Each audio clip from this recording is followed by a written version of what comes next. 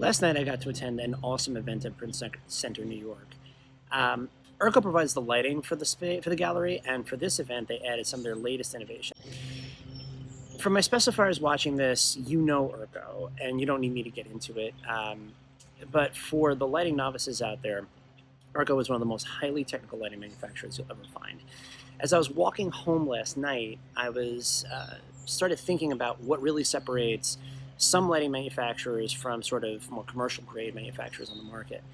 And I think the main thing that really separates manufacturers in this industry is this obsession with the quality of light leaving the luminaire. It's not that Urco doesn't want to make great looking light fixtures, it's that it's secondary to casting amazing light coming out of the fixture to the subject it's lighting. That's why the Invia Linear is designed to reduce light at the corners where walls meet so your eyes can delineate the shape of the room.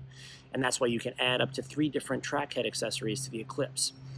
It's also why Urco sources the same LEDs for every one of their form factors so that you know that the color and light quality is identical between fixtures within the Urco line.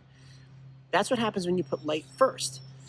There are precious few manufacturers these days who take that level of care into how the light itself is made. But when you're in a space that's lit that way, you can feel the difference pretty much instantly. It was an awesome event last night. Thank you to Urco for hosting it, and thank you for everybody in the New York specification community that came out. If you want to know more about Urco, you can always message me. You can find Urco online, and there's plenty to learn.